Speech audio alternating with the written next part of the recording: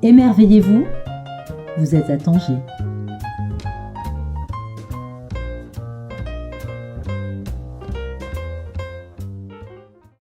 Rendez-vous ce matin à Tanger, en ce mois de septembre, avec les petits oiseaux qui chantent et qui gazouillent dans la cour de l'immeuble, à la librairie Les Insolites, avec notre invité depuis longtemps attendu, Souad Labise. Souad Labise, bonjour.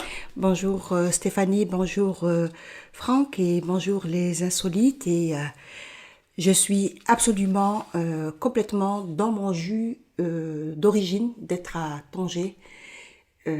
Avec son humidité, son soleil, sa chaleur et la grande gentillesse ambiante de tout ce que j'ai vu jusqu'à maintenant. Oui, la gentillesse des Tandjaouis, elle est connue. On a de la chance, en effet. Alors, merci. Tu es venu au Maroc, on va quand même le dire aussi, dans le cadre des rencontres organisées par AFAC, qu'on soit quand même et la fondation IBA. Et je dis depuis longtemps attendu parce que je t'avais invité en 2019. Entre-temps est passé ce grand mouvement épidémique, allons dire, et du coup nous avons dû remettre à plus tard, et tu es très gentiment revenu vers moi pour me dire « Je suis au Maroc, je veux venir à Tanger, je veux venir aux Insolites ». Je vais te présenter à nos auditrices et auditeurs. Donc tu es née à Alger en 1965, tu es poète, et je vois partout où je cherche, il n'y a pas écrit poétesse, tu es poète, mais romancière et traductrice. Tu as reçu en 2020 le prix de la poésie Méditerranée pour ton recueil aux éditions Bruno Doucet, Je franchis les barbelés. Tu as enseigné le français à Tunis et tu vis actuellement dans une ville que j'aime beaucoup puisque j'y ai également vécu pendant de longues années. Tu vis à Toulouse. Absolument. Tu as publié, je vais essayer de les dire tous, et si j'en oublie, ce ne sera pas de ma faute, c'est que l'émission est courte. Une échelle de poche pour atteindre le ciel.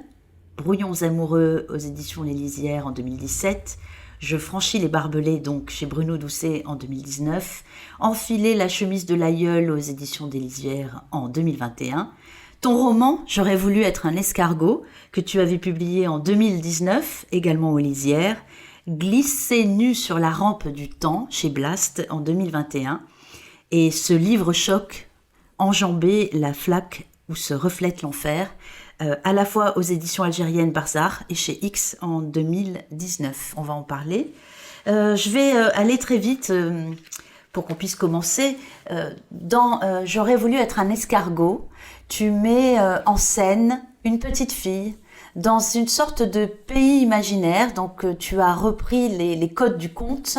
Ce pays imaginaire s'appelle Tounjaz. C'est un mélange entre Jaziria et Tunis et Tunisie. Et cette petite fille va grandir dans un univers extrêmement masculin puisqu'elle a des frères. Et cette petite fille ne cesse de s'interroger sur les raisons pour lesquelles elle n'est pas traitée de la même manière que ses frères. Est-ce que c'est un roman que j'ai lu quand il est sorti. J'y ai beaucoup aimé les différentes structures narratives. Tu y mêles bien sûr l'art du conte, mais aussi de la poésie. Il y a des extraits du Coran, il y a plein de passages très très vivants. Il y a des annotations en marge de certains paragraphes.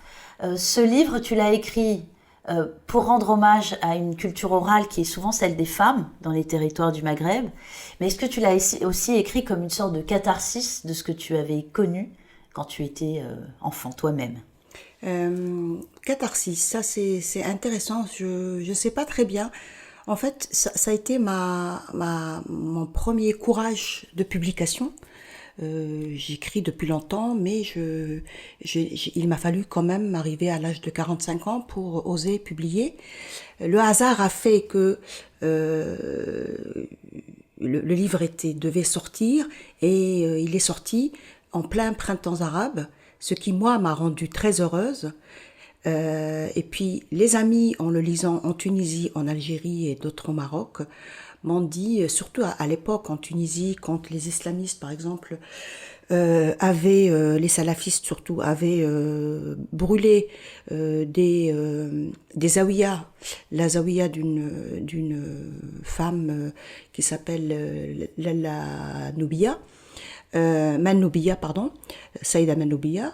Et Saïda Manoubia, par exemple, c'est une sainte, entre guillemets, ce qu'on appelle dans les marabouts, les zaouïas, et c'est la seule parmi tous les saints, hommes et femmes, à avoir droit à 2 endroits à Tunis. C'était une personne, une femme qui a vécu au IXe siècle et qui était érudite et qui vivait librement, et qui était très aimée par la population tunisoise. Et elle était en fait avec son maître qui était venu d'Orient. Donc voilà, mais en même temps, c'est ça ce qui est étonnant, c'est qu'elle est devenue une sainte. Malgré cette histoire-là, cette biographie, mais parce que les gens l'aimaient, parce qu'elle était généreuse, et il paraît qu'elle marchait dans la rue quasiment pieds nus, voilà. Donc, c'est un peu autour de cette figure de femme qui est très aimée, et il y en a d'autres, et qui est très aimée, c'est-à-dire vraiment respectée, profondément respectée, que j'ai construit un peu la structure narrative. C'est-à-dire que le premier chapitre de J'aurais voulu être un escargot est dans un souffle quantique, un souffle de légende. J'ai fabriqué de toutes pièces une légende pour donner à croire que ces sociétés d'Afrique du Nord, entre autres, donc africaines, mais méditerranéennes et aussi de culture arabe et musulmane, avec une histoire très très ancienne de tous les gens qui y sont venus, qui l'ont traversé, qui ont brûlé ou qui ont aimé ou qui sont restés et dont on a gardé donc toute la trace. Moi, je pense que je suis faite de toute cette histoire, je n'en doute pas. Je voulais que ce livre, cette histoire se passe dans une société qui, à l'origine, a été créée par des femmes rebelles qui se sont éloignées de leur société d'origine et qui, dans la figure importante qui est Lalla Noubia, Noubia c'est en fait le clin d'œil à Manoubia. Et Lalla Noubia, c'est en fait 3 personnages m'ont permis de la fabriquer pour la légende, pour donner à croire qu'il y a eu un matriarcat. Moi, c'est ce que je veux croire et c'est ce que je veux faire croire. Mais un matriarcat qui est parti pas d'un besoin de tyrannie ou de gouvernance, mais c'est une société qui s'est fabriquée parce que elle ne voulait pas se laisser faire par rapport aux diktats inventés par des hommes de la tribu. Et ça se termine comme ça se termine par rapport à cette histoire, et je voulais que cette légende traverse comme une colonne vertébrale traverse l'histoire. Sauf que le premier chapitre, je l'ai écrit de manière complètement quantique, comme un mythe, comme une légende, avec un certain lexique, avec une certaine forme de narration. Et à partir du deuxième, parce que c'est un conteur qui est dans le souk, qui vient raconter une histoire et qui dit aux gens, venez, il fait chaud, il dit, venez, je vais vous raconter quelle est l'histoire de cette société, et il dit, voilà, je tiens cette histoire, et il y a eu Lalla Noubia, et qui était une musicienne, et qui était une femme sage, et qui était une femme généreuse, parce que c'est ça, c'est que, en fait, quand elles arrivent dans ce hameau qui a été abandonné, les 3 femmes avec leurs animaux, leurs enfants et celles qui ont quitté la tribu, elles vont fonder une société qui est autour du savoir-faire de ces 3 femmes et de Lalla Noubia qui sait jouer du gambri. Et donc ça, l'histoire du gambri, c'est parce que je voulais que ce soit dans l'histoire des Gnawa, qui eux sont d'anciens esclaves, mais qui ont ramené avec eux de toute leur culture. Ces esclaves, en fait, ces anciens esclaves qui continuent à faire partie de la société d'Afrique du Nord sont très importants par rapport à la population, parce que ce sont des confréries qui font de la musique, qui chantent un certain rituel et qui c'est très ritualisé et qui est très proche de ce que j'aime comme musique. Et effectivement, je comprends que ce soit une musique thérapeutique, parce que effectivement, on rentre en transe, et quand on rentre en transe, on est tellement fatigué qu'après, on est tranquille pendant longtemps. D'où la catharsis. Exactement. Voilà. Et donc, c'était, au lieu que ce soit parce que les Gnawa, ils ont aussi, c'est quand même, ça vient aussi d'une société patriarcale, il est interdit aux femmes de toucher au gambri. Donc c'est le ma'allem, donc c'est aussi le rituel il y a le ma'allem, il y a que lui qui peut jouer le gambri, les autres jouent des qarqabos, les crotales là. Et donc, je voulais que l'homme, comme on fait chez nous, le conteur raconte au milieu du souk, et après je le fais disparaître. Et c'est Nenna, donc la grand-mère, mamie, qui va raconter la suite de cette histoire. Et elle la raconte comme elle veut la raconter, elle. Oui. C'est pas nécessairement comme l'aurait raconté. Et donc c'est là qu'il y a prise de la parole par la narratrice, qui est une fillette, qui est en train de changer de corps, et comprendre que que l'enceinte de la Médina où elle vit, c'est un habit comme les vêtements qu'on veut lui faire endosser. Pour on ne sait si c'est pour l'enfermer ou si c'est pour la protéger, ou si c'est pour les deux. C'est toute la question, me semble-t-il, dans ton travail. On peut parler de travail. Tu as écrit beaucoup de recueils de poésie. Beaucoup semblent à la fois très légers. Je pense à Brouillon amoureux, que j'aime beaucoup, que je me suis amusée à relire hier avec ma fille de 9 ans et demi. On a lu à voix haute tes poèmes, une après l'autre. Et le Brouillon amoureux, en fait, c'est l'histoire du désir sans l'histoire de la propriété des corps. Il y a quelque chose de très évanescent dans ce désir-là. C'est probablement ça le désir quand on lit ce texte, ce recueil de poésie. J'ai pensé à un désir comme un papillon qui volette et qui nous accompagne. Et puis il y a des textes durs, plus violents, plus sombres. Je vais penser à évidemment La Flaque, celui-ci qui est plus du tout de la poésie, qui est un récit assez sombre. Et là on en revient à ce que tu disais, c'est-à-dire le corps des femmes, pour le protéger, mais est-ce vraiment pour le protéger, finit par être contraint, agressé, violé, c'est le cas dans La Flaque. Et en fait, on ne cesse d'osciller dans tes livres entre cette aspiration à une légèreté qui n'empêche pas l'intensité. C'est ce que j'aime beaucoup dans ce que tu écris.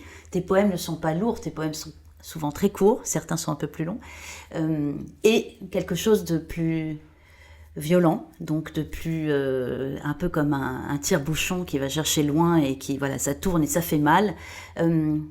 C'est vraiment ça, être une femme finalement. Je pose la question en étant une moi-même, mais est-ce que nous passons notre existence à essayer d'échapper à cette protection, à cette contrition? Comment on fait réellement? Et je vais parler, toi en tant qu'écrivain, la poésie, que permet-elle pour te libérer finalement? Je ne sais pas si c'est pour me libérer, mais en tout cas, c'est pour donner forme, parce que la poésie pour moi, c'est comme si j'étais en train de créer des corps qui ressemblent un peu. C'est donner corps à des ressentis, et pas nécessairement pour être violente. Au contraire, c'est que comment faire pour évoquer la violence sans être violente, sans mettre mal le lecteur. C'est ce qu'on m'a beaucoup dit, ce qui a été écrit énormément sur ce texte, sur Enjamber la flaque où se reflète l'enfer, qui a été donc traduit en arabe grâce à une amie marocaine qui est à l'université de Lyon, Touria Fili, que je salue, et ses étudiantes. Donner corps à une souffrance sans en faire une souffrance pour celui qui la reçoit, permettre la réception sans juste l'entendre, et ne pas, même si moi ça m'a coûté énormément parce que j'ai mis des semaines et des semaines à travailler ce texte, comme font les artistes, le débrutir, on a envie de dire, c'est presque, ça, exactement. comme un bijoutier. Et c'est vraiment dire, parce que il y a beaucoup de gens me disent, ou des femmes, ou des hommes me disent, je vais pas pouvoir le lire. Je dis, si, tu vas voir, tu vas pouvoir le lire. Je sais pourquoi tu veux, parce que moi aussi je ne veux pas lire des textes comme ça. C'est trop dur pour moi. J'ai dit, sauf que moi, ce que j'ai fait, tout mon possible, c'est que ça permet, s'il y a quelque chose qui remonte, mais tu te sens pas, c'est pas un boum boum, tu te reçois pas un coup de poing. Non, moi ça m'a fait l'effet de plus comme une lame. Enfin, je le vois, je l'ai lu comme ça. Alors pour autant, c'est quand même un moment de vie assez traumatique. Mais voilà, je l'ai vu comme d'abord le texte est très concis et très court.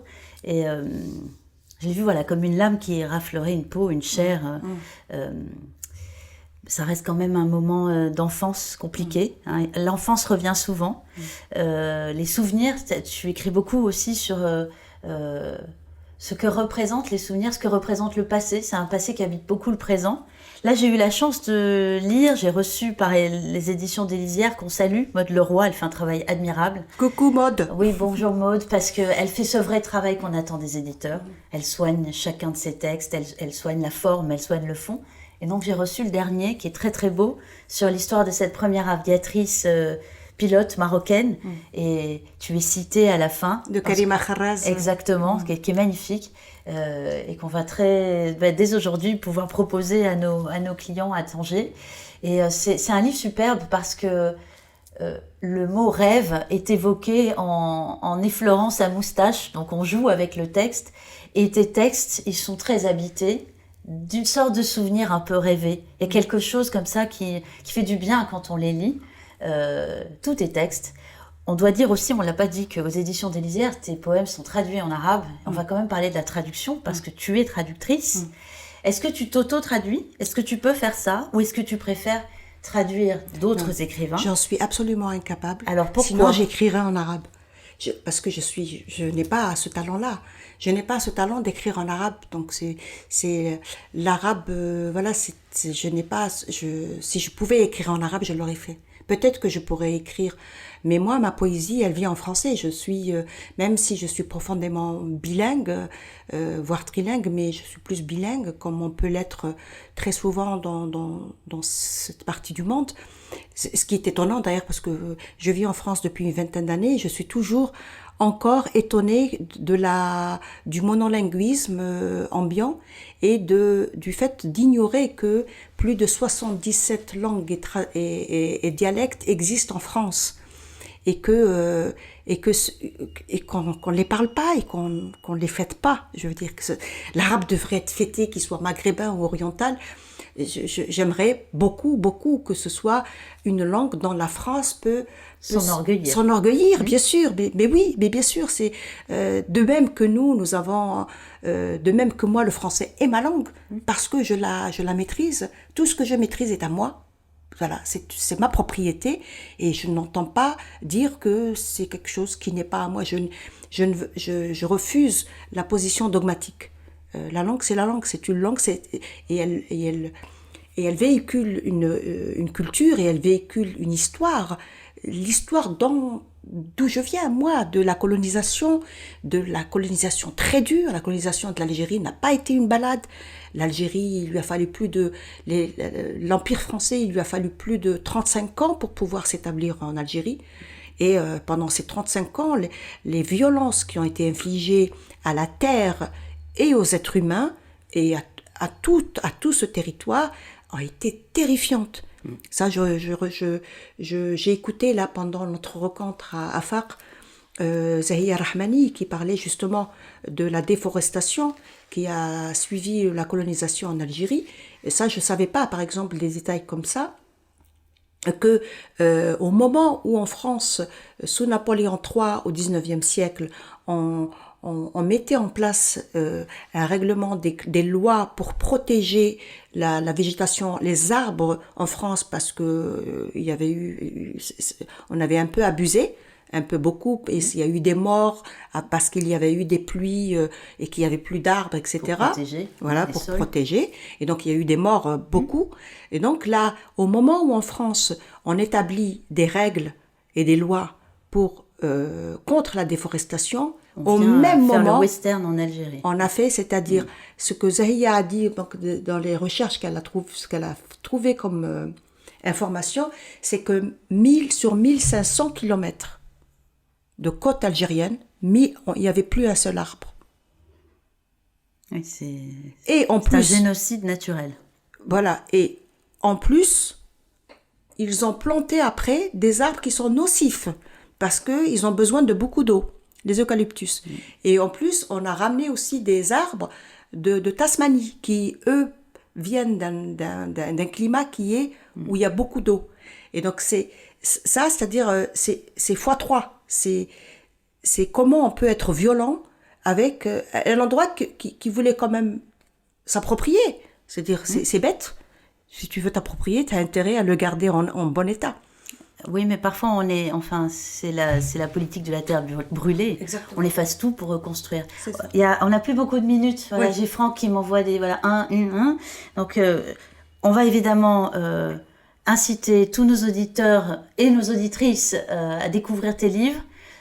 Pour ceux qui habitent au Maroc, on peut les envoyer à travers le Maroc.